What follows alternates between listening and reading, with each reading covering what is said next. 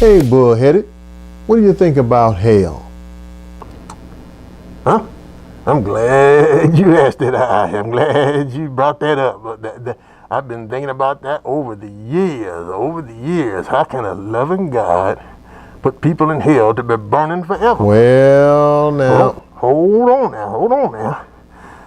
now. Don't be telling me people deserve that because they were so evil when they didn't ask to be born. They didn't even ask to be born. I just showed up. I had nothing to do with it. Where I was born, to what parents I was born, what skin color or race, I had nothing to do with it. Male or female, my body's ability or why I look like a damn bulldog. How important are looks today? Fat, skinny, cute, ugly, breasts, small breasts, small penises, big ones, athletic or not, brain capacity, dumb, and the list goes on.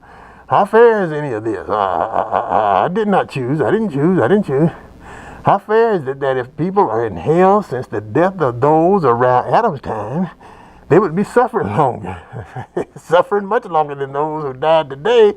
Then for how much longer? How much longer do they got to suffer? I don't know. When this thing ends, you know what I mean? Why didn't make any decisions? I didn't make any decisions on this matter. I'm just glad I'm just glad I look so good. What you think about that? Hey, bullheaded, did you know Jesus Christ went to hell? Jesus Christ went to hell for 3 days and 3 nights. Let me show you in the Bible, and this kind of shows you the logic of scriptures, how well they fit. Acts 2:31.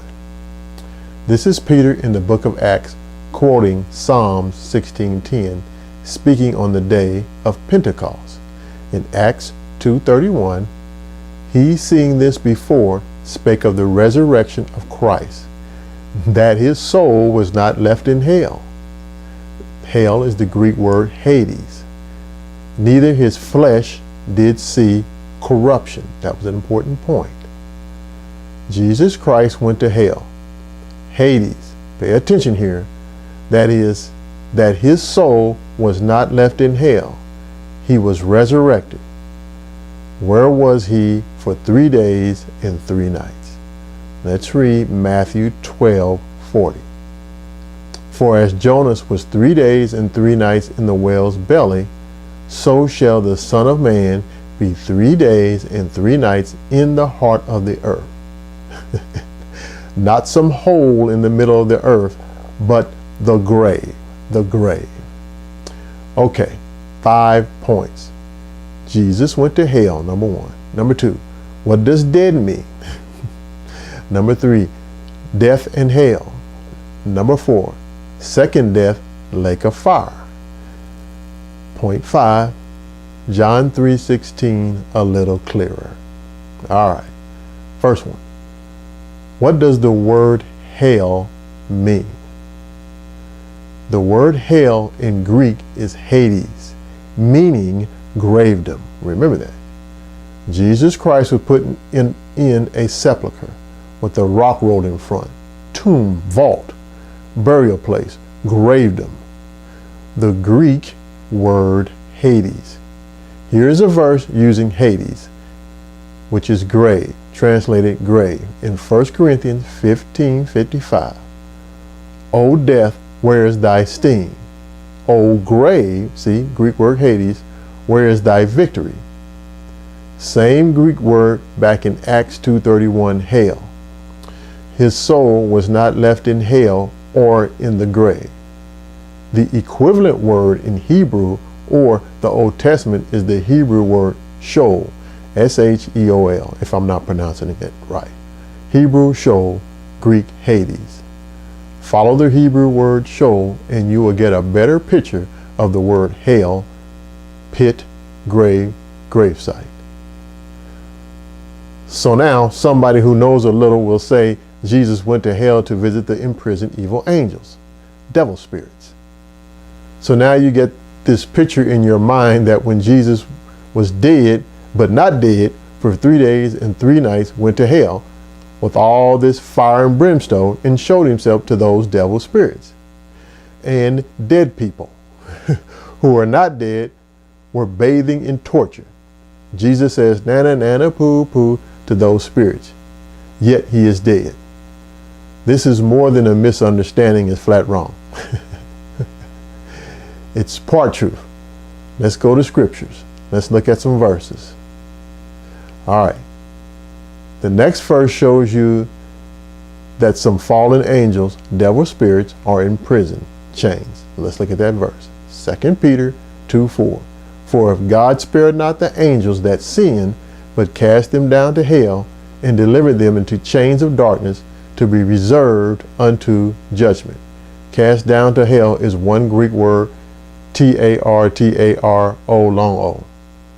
Tartaro, something like that, I don't know. It means a place to be in captive, penitentiary, you can say, abyss, chains of darkness. No fire in this verse. It says sinful angels, not people. Look that word up yourself in Greek. This is where they say Jesus Christ, who is dead but not dead, went to hell. Now look at the verse where Jesus Christ visited those fallen angels. 1 Peter chapter 3, 18 and 19. For Christ also hath once suffered for sins, the just for the unjust, that he might bring us to God, being put to death in the flesh, put to death 3 days and 3 nights, but quickened by the Spirit, by which also he went and preached unto the spirits in prison, quickened by the Spirit. That's the resurrection. Jesus Christ put to death after 3 days and 3 nights, then quickened by the Spirit. God raised him. Quickened is made alive. Then he went to the imprisoned spirits and said, nana, nana, poo, poo, not during the 3 days and 3 nights when he was dead, but after the resurrection, after he was revitalized. Now that brings us to what does dead mean? Dead means dead, not purgatory. Nothing until God brings back people at the right time. Most all at the same time. There's a couple of different times, but that's why I said most all at the same time. Not one after the other when they die. A time later when God appointed. Jesus Christ is the only man alive in heaven. Let's look at what dead means. Ecclesiastes chapter 9, 4 through 6.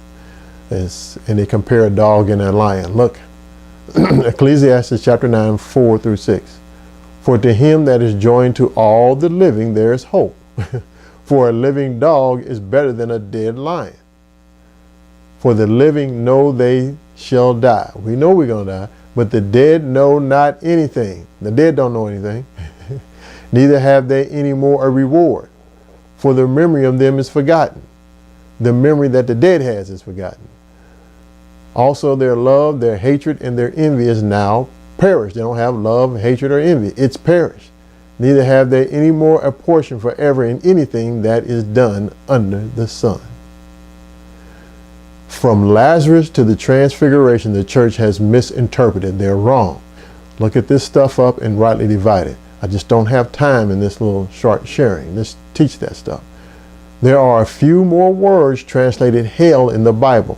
None are referring to eternal burning or happening now. Dead is dead, no life at all. Second death. Everybody will be raised at one point. Then the torment is for those that decide they did not want to believe, being judged for the second death. The torment is recognizing that when they're alive at that time, when God brings them back to life and the judgment is pronounced, you would pretty well recognize that's terrifying, don't you think? They'll realize they had been wrong. We get to go nana, nana, poo, poo, bye, bye, bye, forever. Never, never to see them again. Never again. Revelation 21:8. But the fearful and unbelieving and the abominable and murderers and whoremongers and sorcerers, and idolaters, and all liars shall have their part in the lake which burneth with fire and brimstone, which is the second death. The devil also will be destroyed. Note, ever and ever should be ages upon ages. He had this time for a long time, since he was kicked out of heaven, to be destroyed, never to be thought of again for eternity. There's verses talking about we will never remember our bad side or evil in the second heaven and the second or third heaven and third earth. 1 Corinthians 15:26 says the last enemy that shall be destroyed is death. The dead are dead. Now John 3:16 is clearer, has more impact.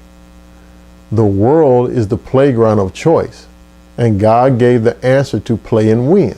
It's called the Bible. God would not subject a person who did not actually live a second life in some continual lake of fire.